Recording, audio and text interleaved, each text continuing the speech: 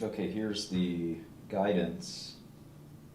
Wow, 10 to 11 billion. Oof. 30% gross margin. Wow, what a stinker. They laid an egg.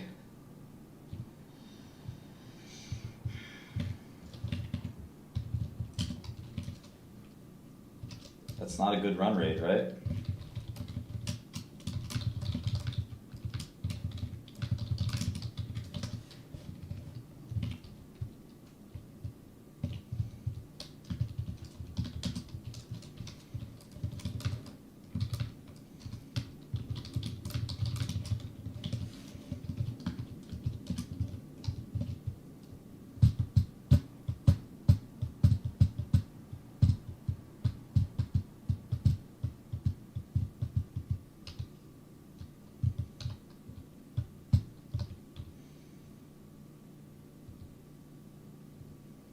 Interesting they didn't give guidance for 2023.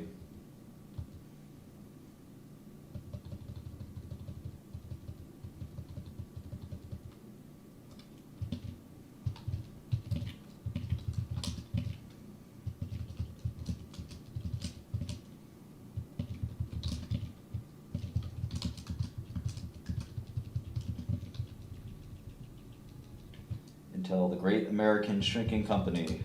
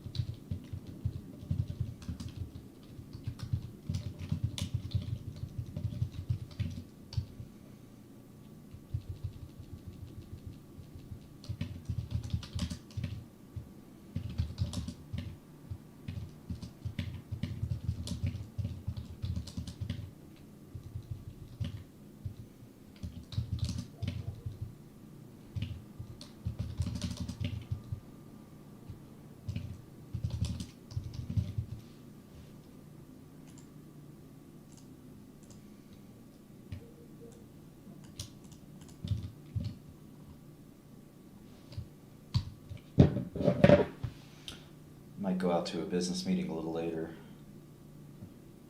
Let's see.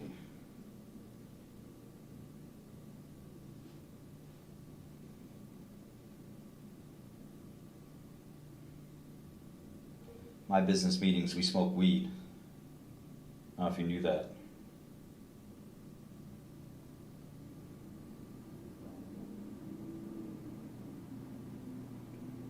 We light blunts and talk business. I've had 10 executives come in from Japan.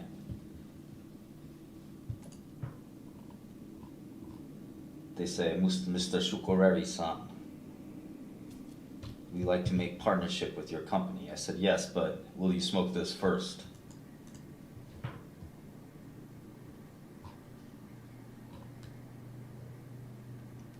I'm just kidding, I've never smoked. I haven't had one cigarette my whole life. I haven't had one marijuana cigarette my whole life.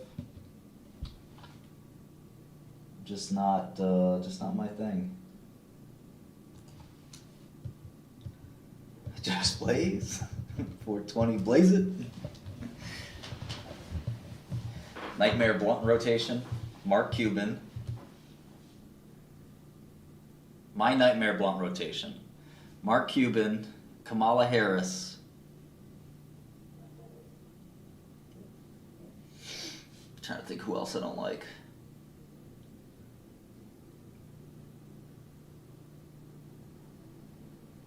Maybe Jason Calacanis? Yeah, that's a nightmare blunt rotation. Go yeah, sheep. Would I smoke a blunt for half a billy? Yeah, no problem.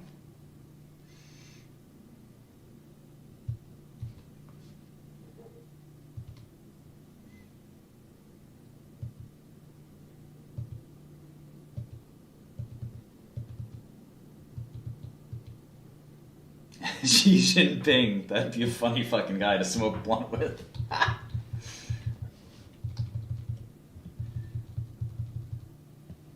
Dream blunt rotation. Nicki Minaj. Anna Kendrick. I think you get my drift. Sydney Sweeney.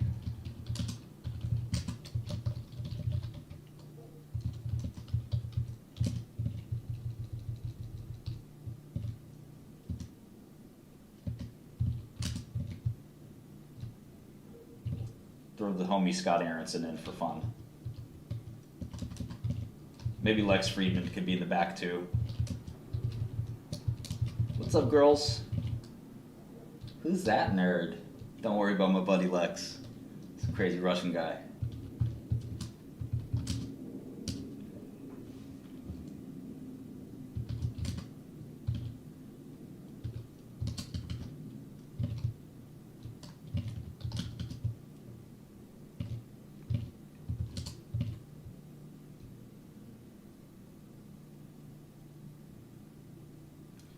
Oh yeah, another nightmare blunt rotation would be fucking Andrew Tate. Imagine listening to Andrew Tate blab on and on. What color is your Bugatti? Man, shut up. The fuck do you know about money? The fuck do you know about anything? Made me smack you.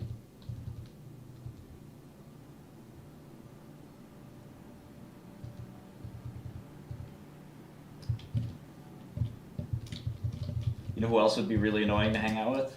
Sam Bankman. That guy seems annoying as shit. This fucking... His voice is so annoying.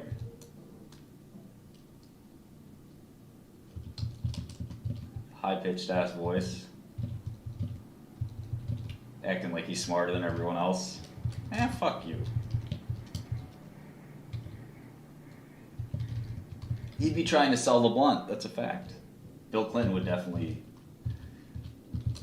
be chill, but still not somebody I like, but he's cool.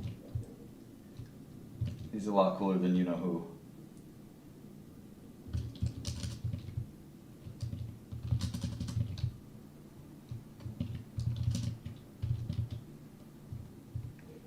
Carolyn.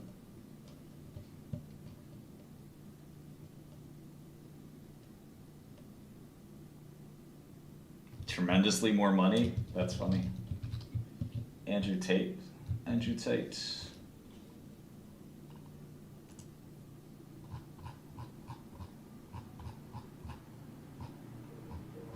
I don't care about the Fed. Do they even do anything? Do they set interest rates or does the market set interest rates? Do you guys know? Somebody tell me. Please remind me.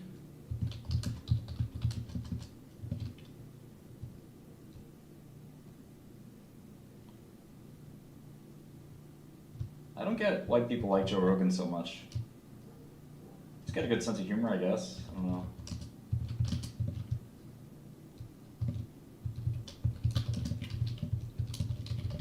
I like really smart people. I don't know.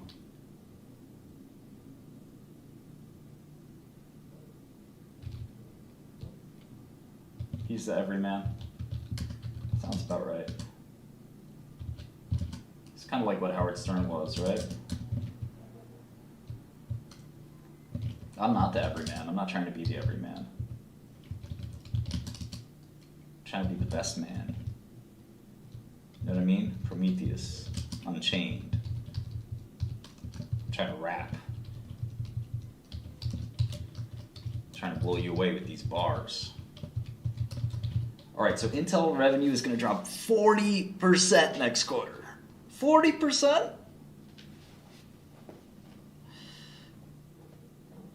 You're funny. I'm going to see Lex shortly. I don't think Lex cares if I like Joe Rogan or not.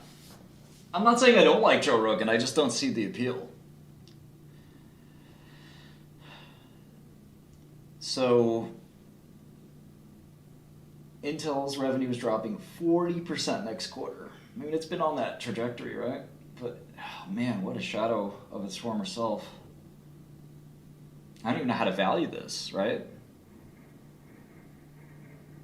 Yeah, I'll be on Lex's podcast in the next week or two.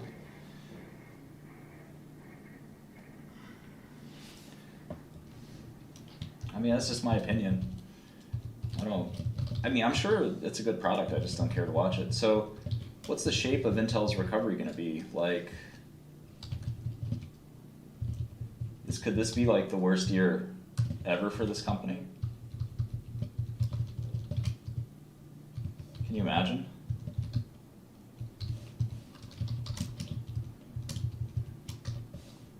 This could be Intel's worst year ever.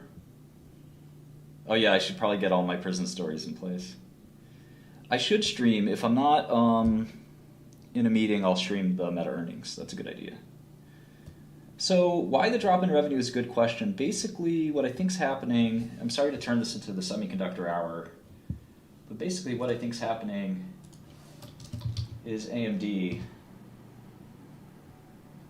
and NVIDIA have taken over a lot of their market, as well as Apple. So let's look at AMD really briefly. China. It's all China's fault. China.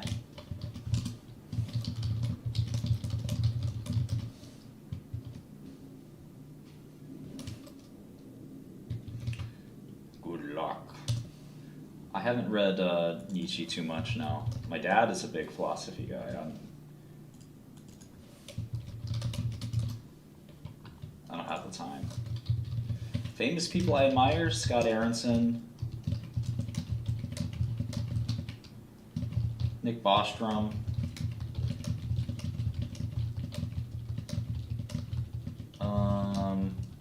there's not too many business people I admire.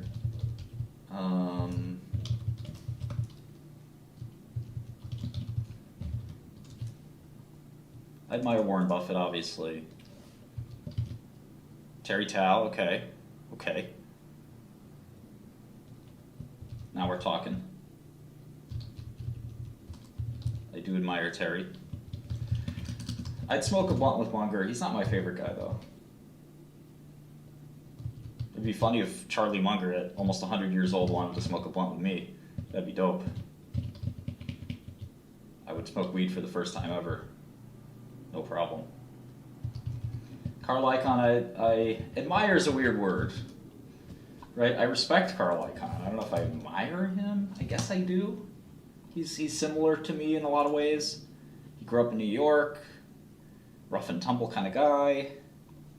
Made into the big business world by pushing his way in. Get out of my way. I want in. He willed himself to success. Pretty cool. We're going to ETH Denver. Yes, we are. I'll see you there. If anybody wants to come hang out, ETH Denver. Shit, I might just host a party.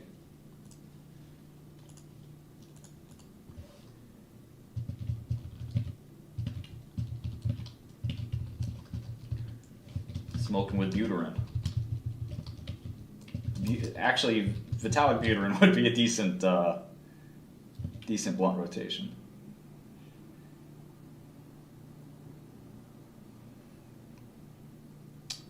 I like Soros, the trader. I don't know much about Soros, the person.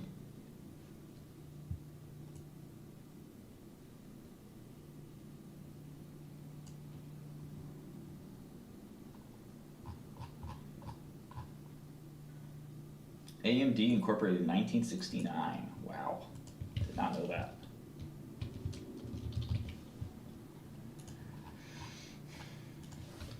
The Xilinx deal. Did Xilinx close? Yeah, I think it closed. Closed like 6 months ago, maybe.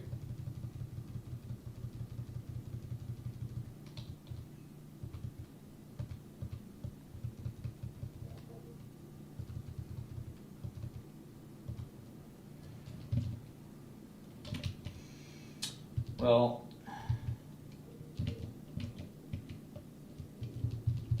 it's weird because, like, if you look at AMD and NVIDIA, they're still relatively small players compared to Intel.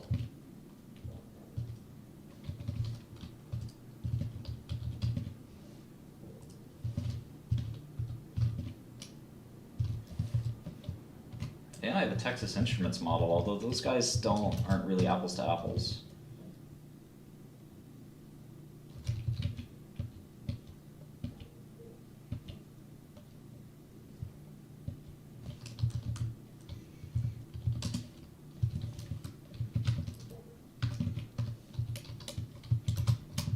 Look at big three. So if you define the semiconductor market as these three companies, which obviously it's not that,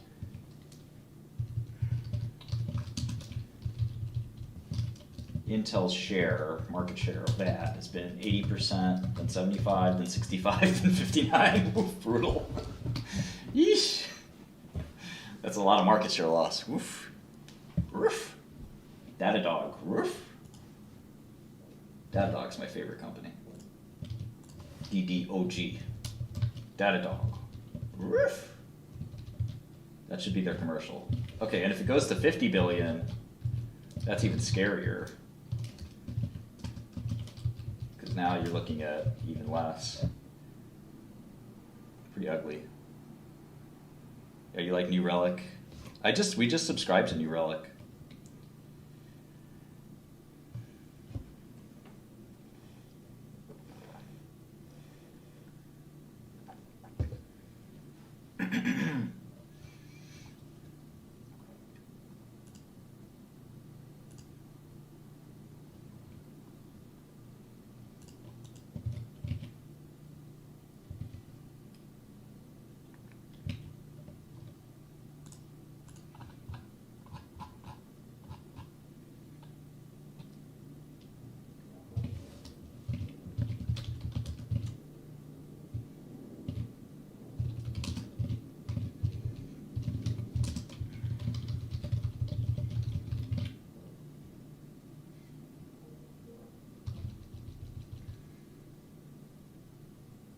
AMD is no debt? Damn.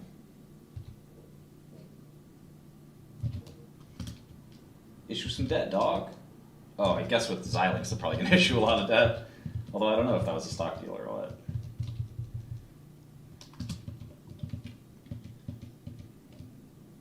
Call up Goldman, man. Call Morgan Stanley. Sell me some bonds. You got to diversify your bonds, brother.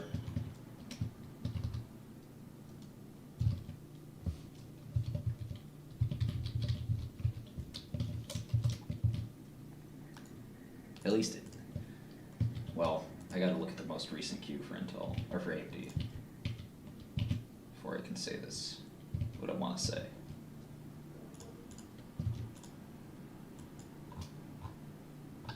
Then what I want to do is next steps. I mean, the numbers are great and everything, but I'd like to look at the actual wafers, the product specs. I want to buy a wafer. I'm just going to buy one, just hang it up on the wall. So I really understand the wafer. I'm going to put my ear to it, see if it tells me anything. Silicon. I'm going to buy a applied materials lithography setup. I'm going to etch a wafer myself. Now you got to learn how to do this. You feel me? You can't just pretend. You got to do it IRL. You can't LARP as a semiconductor analyst. You got to really get that equipment. Do a little deposition. Get a clean room in the crib.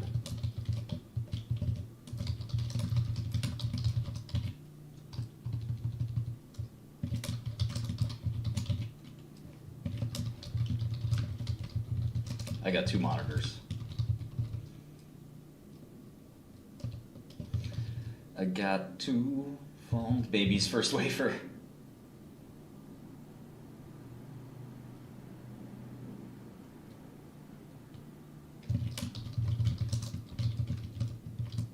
Okay, something's messed up. Net income. Operating expenses. Oh. I think I see what happened.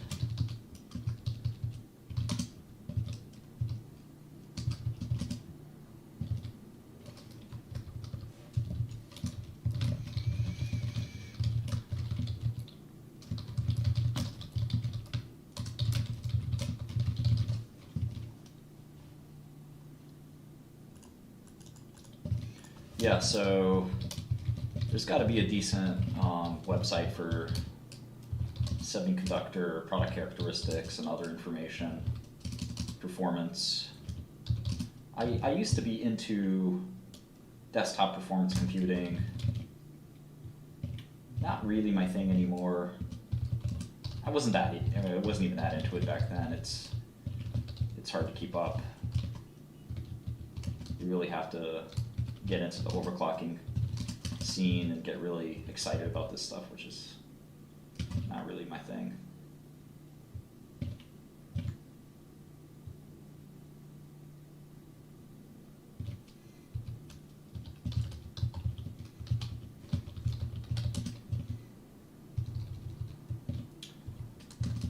Taxes are all messed up for this company. All right, so obviously AMD has absolutely killed it, right? They've done even better than NVIDIA. So something's got to change for Intel to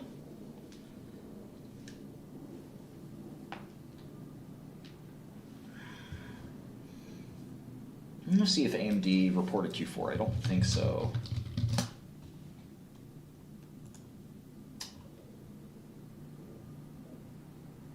Looks like they did last night. Yeah. Okay. 23.6. Wow. What a beast. Did they give guidance? I doubt they gave guidance, right? They gave first quarter, so down year over year. Stock's up. It looks like the simple story is AMD is just murdering Intel. There's really no other way to put it. Right? These guys make the same fucking product. One of them has revenue going up a lot, one of them has revenue going down a lot. Not too much to this story. So the question is, when will that stop? And has this happened before? AMD's had like these fits and starts. And I don't know how they can out-research Intel with a budget that's like 1/10 of the size. It reminds me of something Art Levinson told me a long time ago.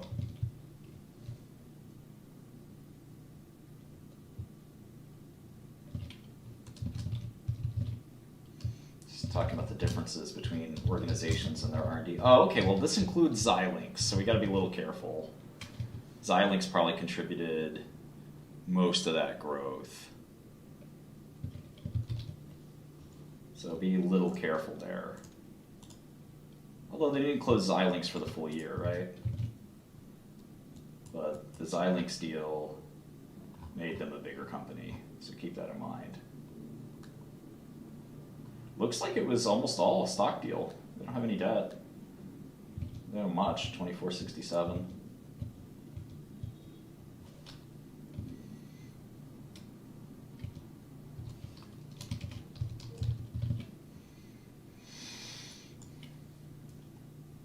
Yeah, it looks like it was almost completely a stock deal.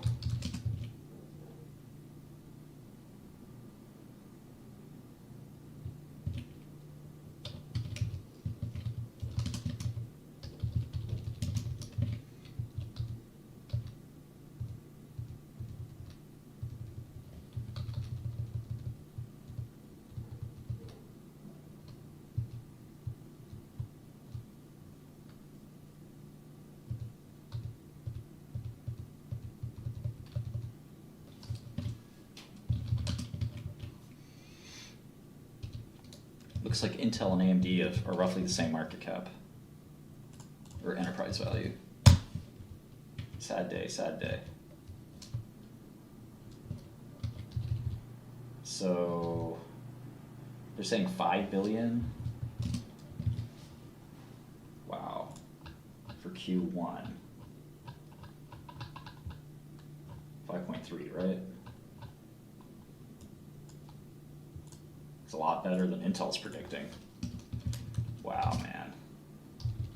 Sickening. Sickening. All right, so let's try to model what the future of Intel will look like.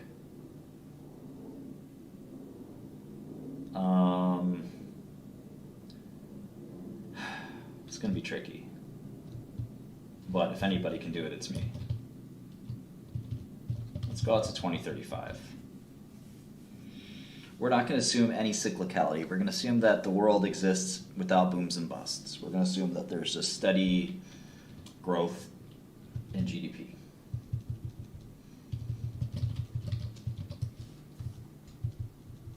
Before I do this, I want one more piece of data. We'll look at biotech. Calm down. Calm your ass. We looked at some biotech yesterday. I'm here to please. Somebody wanted to see Intel. I was curious about Intel.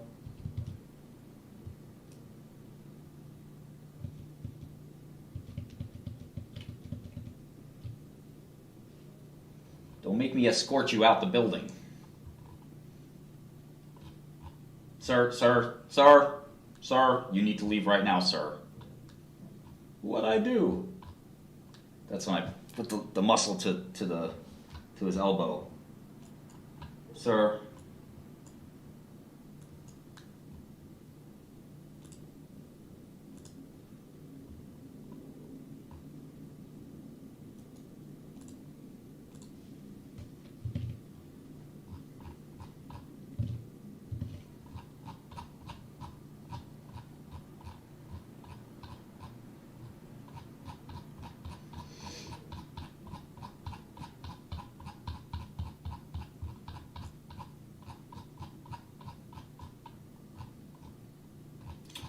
Should I make an Excel tutorial? I don't know. I think it's pretty simple software. You just got to dive into it. Don't be afraid.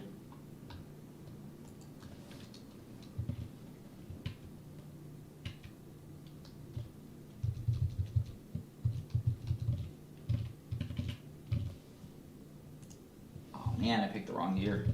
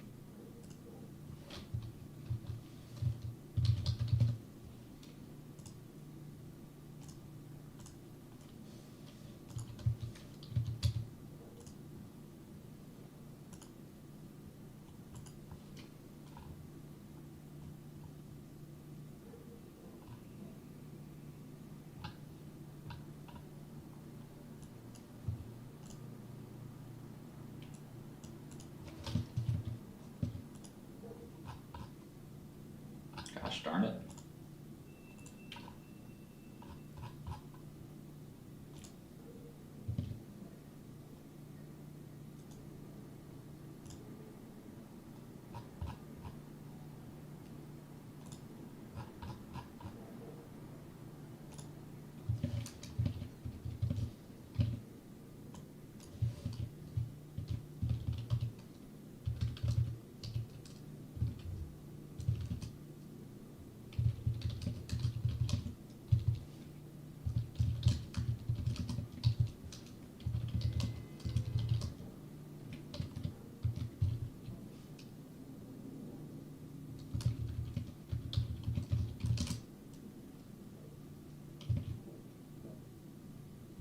Oh my gosh.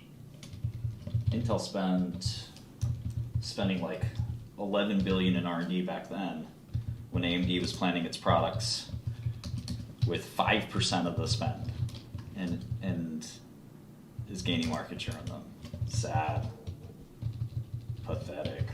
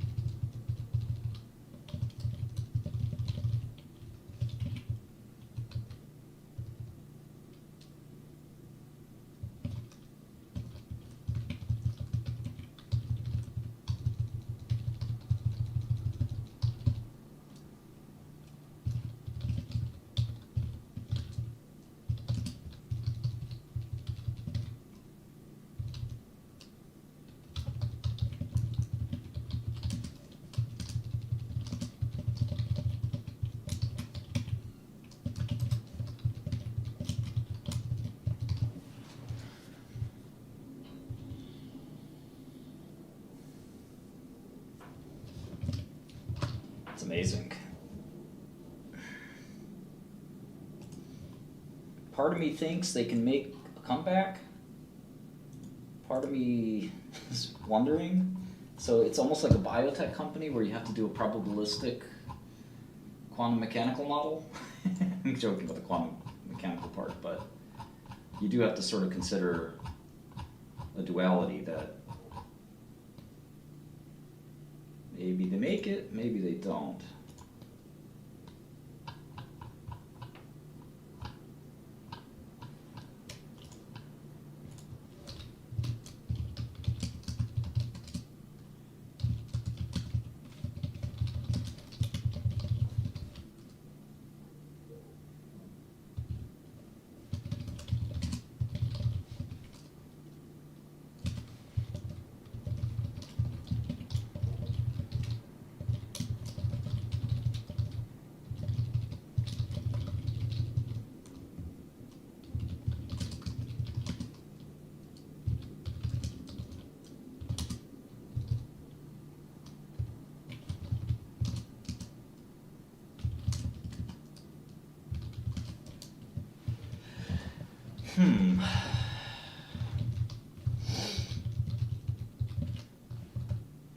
We're almost ready to start thinking about what could a share of Intel be worth. That's what we spent the last 2 hours preparing for this moment.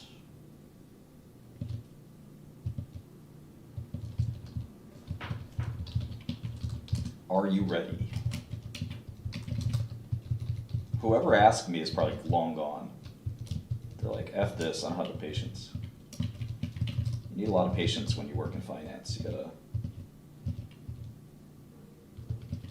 really be willing to, ADHD is not your friend in this industry. You gotta be willing to sit here, think, plug, crunch, talk to people, get to the bottom of things. Wow, look at this. Over 9 years, they had cash flow of $13 billion, almost fairly regularly, and then just had this enormous problem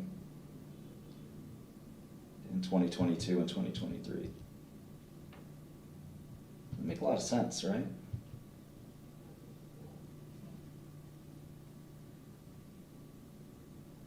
These are also years of uninterrupted growth in the economy. Do I need to go back even a little more? Back to like a more of a recession type period?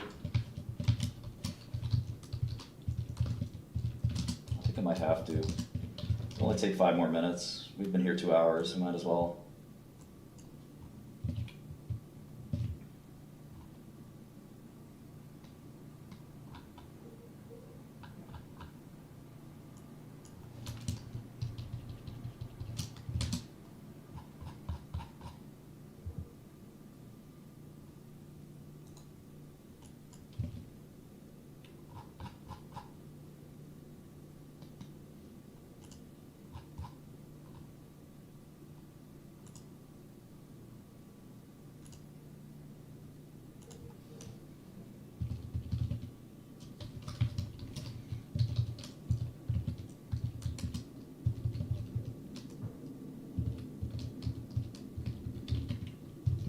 Tech is funny. Like, in tech, you need to know the next quarter. That's why the insider traders love tech. You need to know what's going on next quarter before it happens.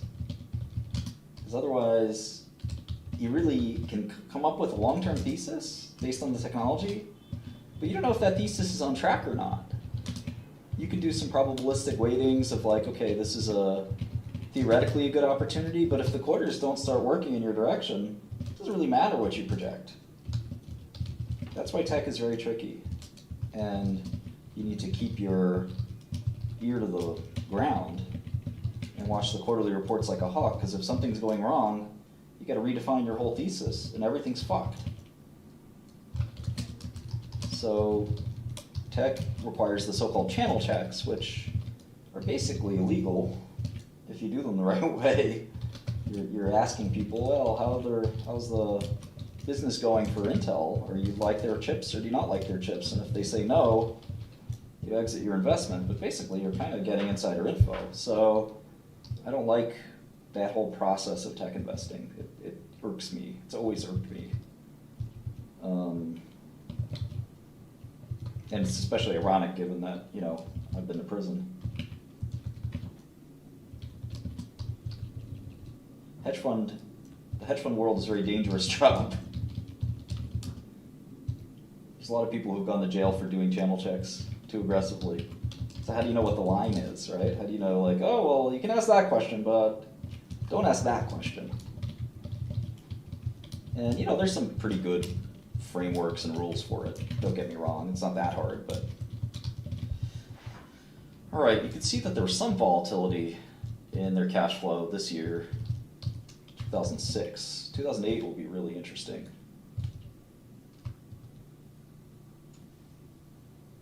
It's not the same in pharma, no. In pharma, you can bet on product trajectories, and they're much like less volatile quarter to quarter because you can't change the product attribute. You know, you don't get new product releases. You get one product release every 10 years. So that's a bit different. And you can basically predict how well the product will do based on the product attributes. Whereas here, it's really not that easy. You kind of have to see the sales with your own eyes, if that makes sense. So it looks like 2008, they didn't have much of a revenue decline, even though that was a very challenging year cyclically. Let's see if they were a lagging indicator in 2009 was rough for them.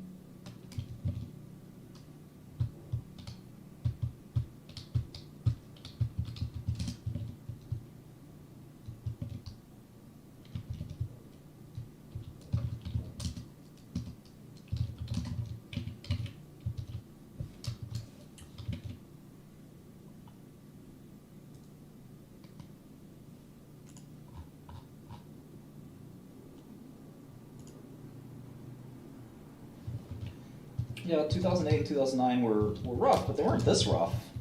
They weren't down 40%. Jeez, what the heck is going on?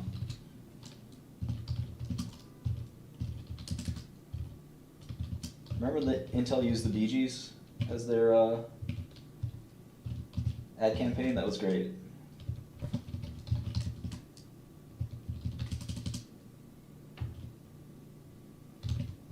Intel used to have 6.2 billion shares outstanding. Now they have, I think I remember when they had 7. Now they have 4.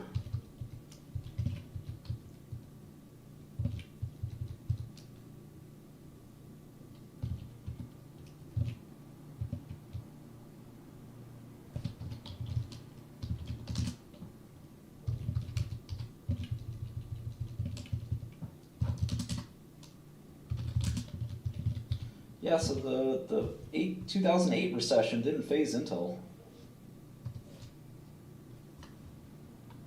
Very odd.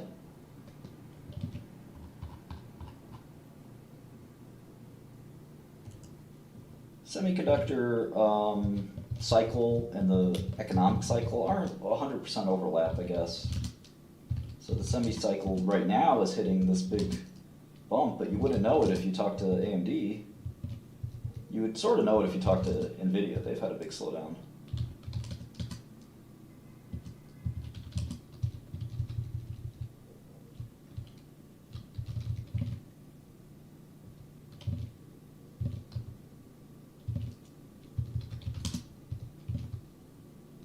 Yeah, and there's the boom in the cycle right back in 2010 to peak cash flows.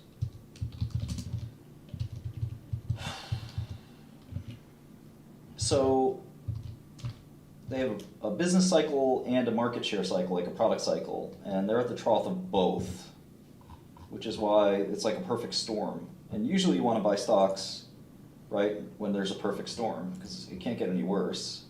Although there's no reason to think it can't get worse for Intel. That's sort of what I'm saying about the directionality and, I guess, instantaneous rate of change, basically, for Intel.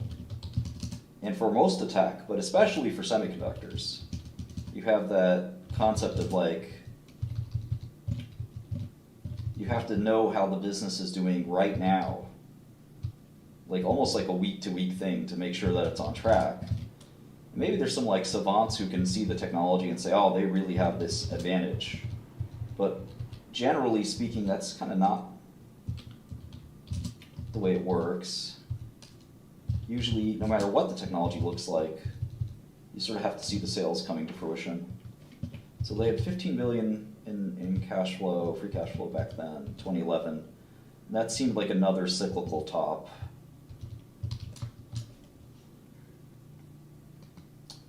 And the quarterly reports are basically what those updates are, right? But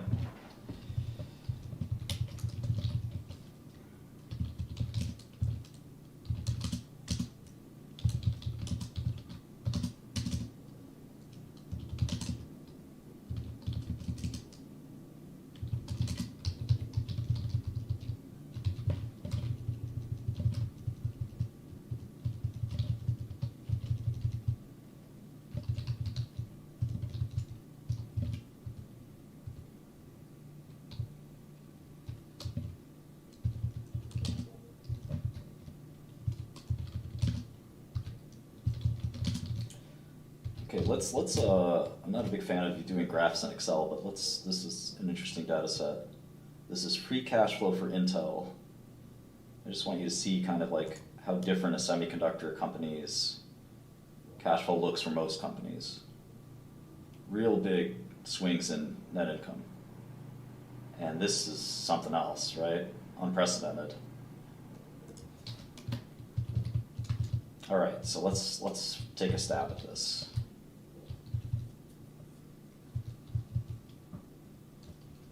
I'm going to assume the semiconductor market grows at 5% per annum until 2035. That's not a crazy assumption, I think. I'm going to assume that Intel's share of this market never recovers to 80%. It does kind of recover to 60, maybe 65%, let's say.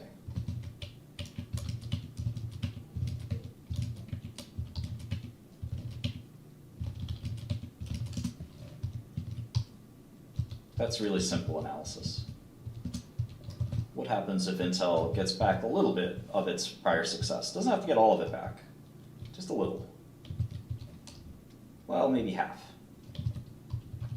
Let's say its margins maybe don't go back to a peak of 65, but they go back to, say,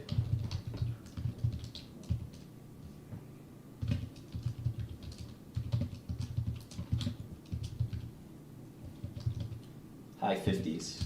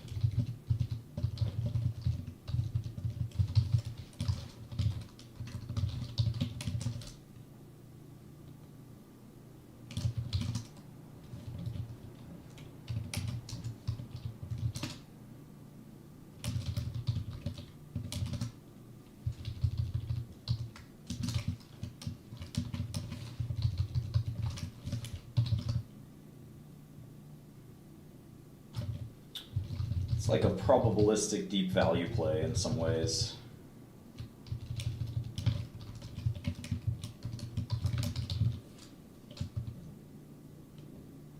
Don't worry about the things in my room, all right?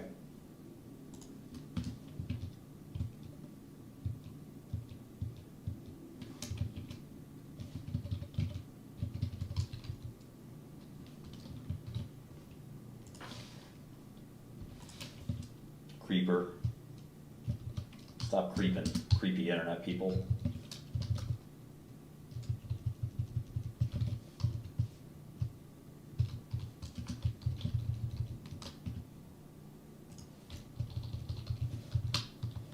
I have a new cat coming very shortly.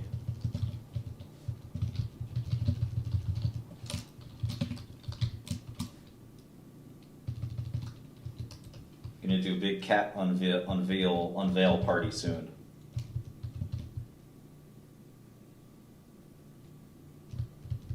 To replace Trashy.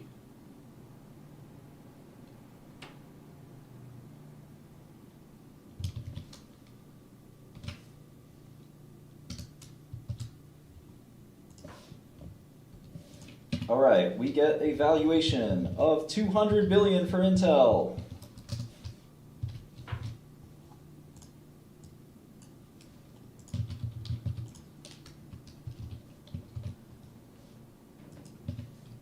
$50 a share, quite a lot more than 27. So could it be a deep value play? Very lofty assumptions, yes, yes, yes.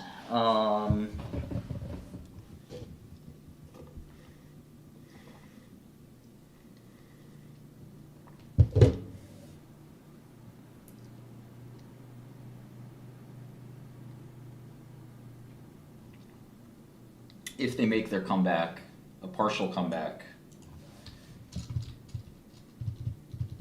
But again, it's sort of fraught with that guesswork. But my guess is typically in this kind of investing, you have to make some probabilistic gamble, and I hate to gamble.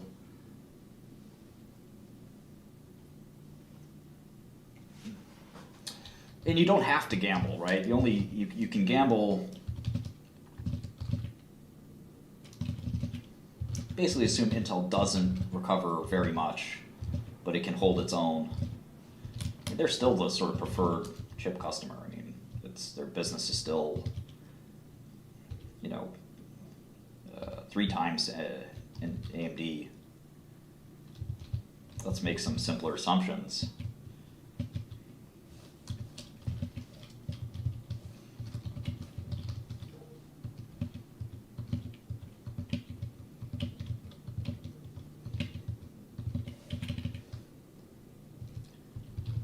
I mean, if they don't recover, if they barely recover at all, you don't lose any money. So it seems like, I mean, it could certainly get worse. If things get worse for them, you will lose money.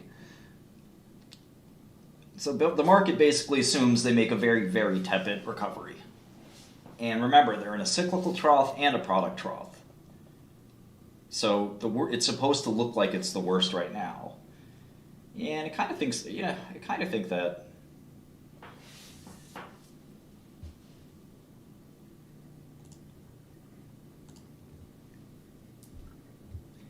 I kind of feel like I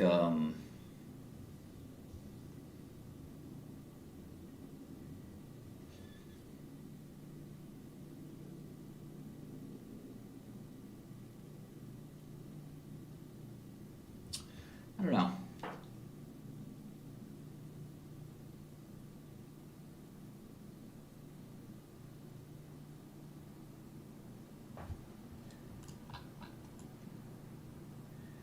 The market assuming they never recover seems like just doesn't seem like the right reality. They've never had margins this low. They've never had